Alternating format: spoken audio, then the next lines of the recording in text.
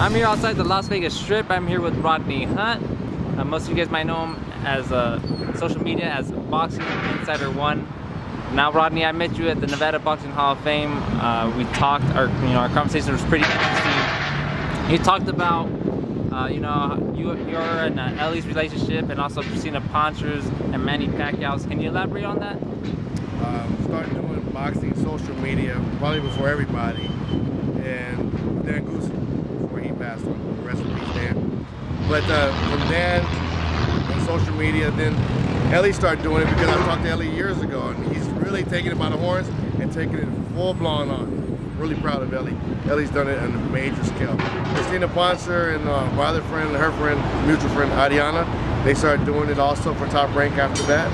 And so now boxing is now taking on a whole new level. When I first started doing the social media for Dan Goose years ago, we had YouTube, Facebook, and a little bit of Twitter.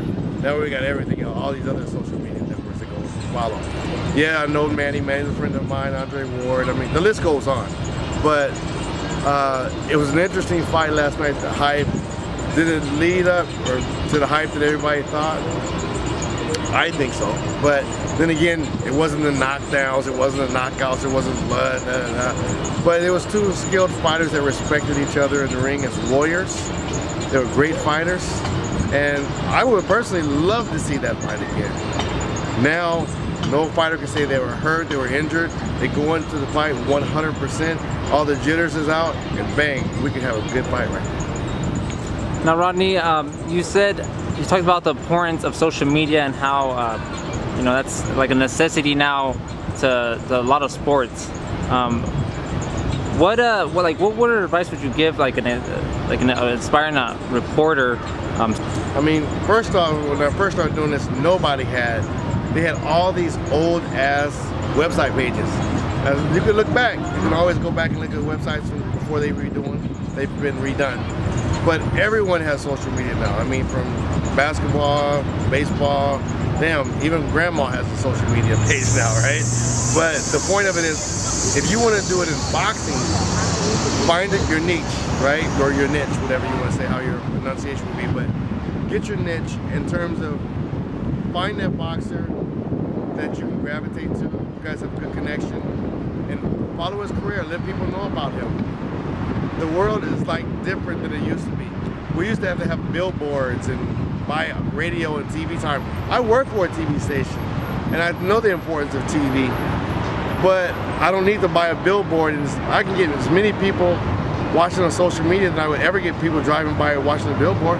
On the most busiest street in the world, I get millions of people to watch it in this nanosecond if I put it up online. But in your case, when you're doing with All Around Boxing, Johnny, you've got it good in Arizona. They've got some good promoters out there in Arizona. You've got some good fighters coming up, and they love their boxing in Arizona. So if you follow these guys in Arizona, you're gonna make your mark just like Ellie did. Ellie's got crazy views.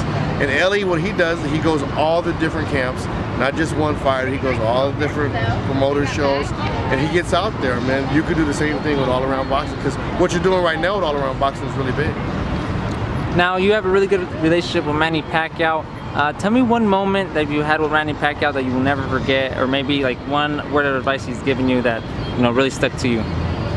What I won't forget is when he was going to fight Claudia in Dallas. Actually, Ellie did a story on it. I think it's called Manny Doing Nice Things on ESNEWS site.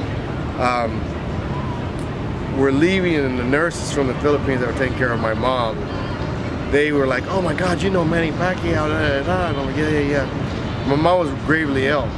So they said, "Hey, take a couple of days off. You've been coming to the hospital every day, and go to the fight with Manny." So Manny had his private plane. Says, "Rodney, good, come with me on the plane." And as we're walking up the stairs to the plane, I get a call from the nurses, and they say, "Maybe you should know your mom's taking a turn for the worse." So Manny stops getting on the plane. He and I and Jakey go back inside. We sit down and we eat for a minute. And he does a video for the nurses, and he tells the nurses, "Thank you for taking care of Rodney's mom over there in the hospital." And he said something to him in Tagalog. I don't know what that means, but more or less take care of his mom and thank you for taking care of his mom. That kind of guy right there, that's touching. When he came back off the plane, I got a call from him, and he said to me, "Rodney, how's your mom?" Wow. You know what I mean? And I met them at the airport, and he was a really beautiful person and saying, "Hey, do you need anything from me to help you with putting your mom?" I was good. The times in the Philippines, and to see how the fans gravitate to him, he's really turned his life into being a better person. Not just what was good for him in his pocket, but what's good for him as a person and his people. And not just his people as a Filipino, but I mean his people as in all of us. We all need to try to be better people every single day. Well, that's just a true testament how good of a person Manny Pacquiao is, and how of a people's champ he is, because he didn't have to call you and check up on your mom, but he did. And man, that story is just, it's great. And you know, I bet you're not gonna forget that for the rest of your life. No, I could never forget that. And I mean, just like even last night after the fight, I went to the dressing room and I saw him, you know, and it's like, win or lose, Manny's the winner. Like, I met Manny in Los Angeles at this really crappy golf course. I was on break at my news station, so I'm playing a little round of golf. I was just starting, and Manny had just won his first championship, right? We're talking some 13 years ago, something like that in the States. He just made a big fight in the States and just won. And he's playing with a couple guys, and I walked, the guy who's playing golf with me, I said, "Hey man, the guy right there, he just fought, he's a champion, it's Manny Pacquiao, he's hot, he's new." He's like, "Yeah," we go up to him, I was, "Hey Manny." He didn't know me at the time. I said, "Hey, I'm Rodney, I work at this TV station." And I said, "Why are you playing this crappy ass golf course?" And he says, "Why are you playing this crappy golf course?" And I was like, "Because I don't know how to play." And he says, "I don't know how to play either." So we laughed, and I said, "Look man, I have access to the best courses in town." So we ended up going to a better course like later on, and since then we've been friends ever since. That's a great story, Rodney, and you know, you've helped a lot of up-and-coming reporters out. You do great on your stories. You know, when I met you at the Nevada Boxing Hall of Fame, man, I recognized you first off because of those guns right there. Because after we just got done working out, man. That's important work. Yeah. But man, after I met you, man, you're a genuinely great person. Appreciate so are you, Johnny. Yeah, and you know, I'm looking forward to, you know, having a better relationship with you, and you know, doing more business with each other. Absolutely. But Rodney, one thing, man, I gotta ask later on to this, man. It was weird how last night's fight played out. Look, Manny's a friend of mine, don't understand me. People don't see that Floyd is a good person too. They see the antics that Floyd has done before. Floyd has grown so much, and people don't look at it like that. Floyd has got money. I don't care if you got money, flash your money, that's what you do. If you want to be humble, act like you don't have money, you can do it that way. If you want to be flamboyant with your money, you earned it. You have the right to do what you want. But I've also played in basketball tournaments at Christmas time with Floyd, and he's giving that money back to the charities for the kids at Christmas time. And it enters to the kids. Not just once, not just twice, but for years, Floyd has flown his own self to Los Angeles when we play basketball and the charity events. And these kids get money at Christmas time that otherwise wouldn't get it. The places fill out, and all the money goes to the kids. And that's something through Floyd, Mayweather, and Sam Watson and his two sons. Yeah, and I'm glad you said that because, you know, leading up to this fight, social media kind of took it out of, you know, control, you know, saying, you know, it was like the you know, God versus devil, this fight. But Floyd, you know, he does give back. Absolutely. He is a good person. You know, that persona that he puts on, you know, is obviously to sell the fight. Well, you know, Floyd will say to you, there's an interview I did with him after the basketball tournament, and he says, "I'm closer to 40 than I am 20. What I did at 20, I won't do at 40. Floyd's a man, he's a father, he's got faith. He's not some devil worshiper just because he's got money. He's a man who knows how to have fun when he has money. If I give you $20 million right now, you're not gonna go buy a Bugatti? You're not gonna go buy a new house? So Floyd buys Bugattis, he buys a new house, he got Ferraris, Rolls Royces. That's his money. He's earned his money. He's earned it legally. He's earned it with a lot of hard work, dedication. I mean, the guy trains like nobody else too. So I don't understand the parallel from good and evil, because Floyd has done some things bad. I've done some things bad. You've done some things bad. Manny's done things bad. It's not ever too late to change. 1,000 years of bad deeds can be turned around by one day of good actions. Yeah, and I like that. I like that mentality. I like the positive attitude that you bring. You know, and talk about Floyd because, you know, obviously, you know, Manny Pacquiao fans always, you know, bag on Floyd, and Floyd fans always bag on Manny Pacquiao. Yeah, what do they call them? Pactards. Yeah, Pactards and Flomos. And it's like, the bottom line is, just be a boxing fan. You know, if you like your fighter, nothing wrong with it, you know? Look, some of my favorite fighter before is Paul Williams. Man, Paul Williams is the nicest guy you'll ever know. I went to DC and he and I doing a story, we're shooting guns with each other. And of course, I beat Paul shooting. He's talking about he got outshoot because he's in the country.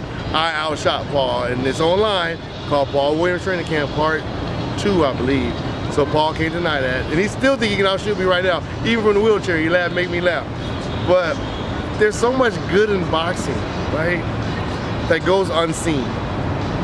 The fighters giving things to people, and they do it without the news cameras. They do it without the news media just being there. They do it because they care.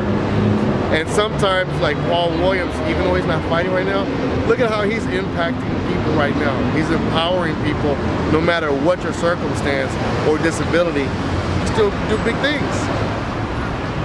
Yeah, and I definitely like that. I didn't even know you knew Paul Williams like that. Come on, man. I'm not being braggadocious, but yeah, you know everybody, man. Not too many fighters that I don't know, I haven't worked with, and that's through blessing, hard work. And I did a lot of stuff with Dan Gruson, man, over the years, and we've had fights with all the different promoters, man. I mean, we've had fights in obviously the USA, been fights in Mexico, Germany, Kazakhstan. I've done fights for the other station I work for in Russia. Fighting and me fighting before, it's been good to me, man. I've been able to go all over the world, man. 27 countries I was counting the other day. That is amazing. I can see why you're a boxing insider and why that one is right by that boxing insider, man. Because you are probably the #1 boxing insider out there. I'm so glad I got to meet you in the Nevada Boxing Hall of Fame. You know, I'm looking forward to talking to you more and becoming friends with you, Rod. You're going to be up on there real soon, man. I mean, you got what it takes. You got the drive, you got the determination, you got the hunger. You know what I mean? This is something, like, honestly, I started doing the boxing. I paid on my own. I would fly to different big fights. I would get with the promoters, PR people, and I would set up a live shot.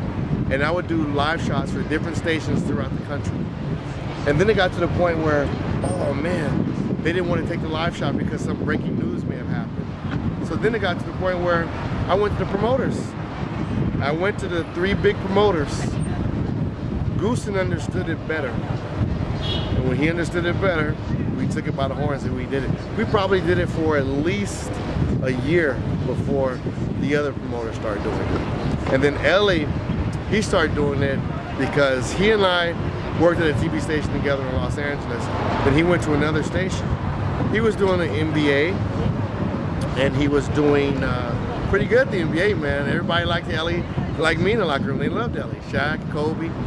And then he stopped doing the Lakers and the Clippers. And I said, hey man, come to MMA. So I introduced him to Rampage. In MMA, I introduced him to Fedor. I introduced him to Randy Couture. And then he started doing MMA like crazy. Then I was like, let's get back into boxing too. So I took him down and introduced him to some boxing people. And Ellie, man, I'm so happy he could do it. Man, Johnny, you got the same thing with all around boxing. Well, yeah, man, that's words of encouragement. It gives me more fuel to keep on going, and definitely gave me a spark to light my fire, you know. It's like, man, how you gonna get this if you don't get it in? You gotta train. Exactly. Like we did today. Y'all gotta look at this picture, man. Johnny got some little yolks on him too. Well, not like yours, man. But Rodney, man, like I said, it was a pleasure to meet you. I'm looking forward to seeing you more and more often in boxing events and talking to you, you know, just as a person. You know, I want to be your friend, and I sincerely say that. No doubt, man. So Rodney, what'd you think about the fight all around boxing? Me? Yeah. What I thought of the fight? Well, the fight didn't live up to hype. It didn't?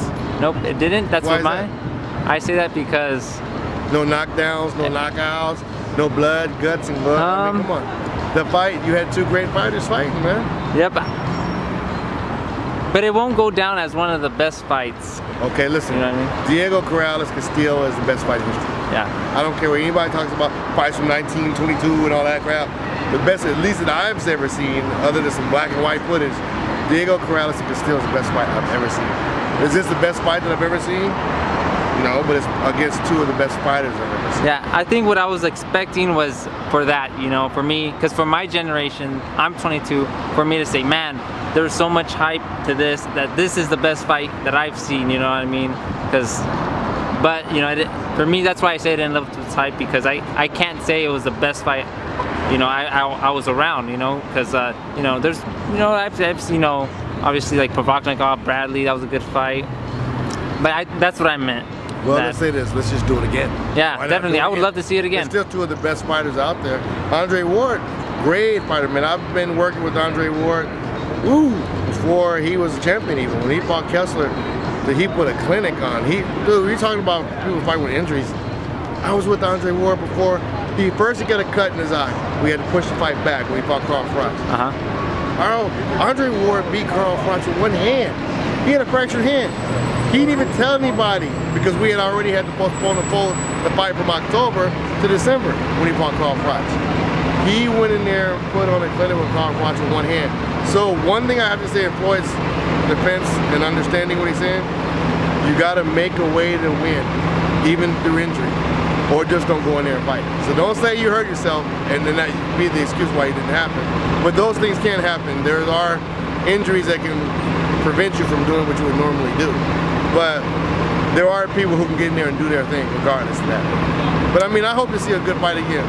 Yeah, and you know, I definitely think the fight was closer to what the judges scored. And I definitely, you know, if Manny would have won, I would have been okay with it because it would have been a rematch, you know, for sure rematch. But you know, because Floyd won, you know, I don't know if there's gonna be a rematch, you know.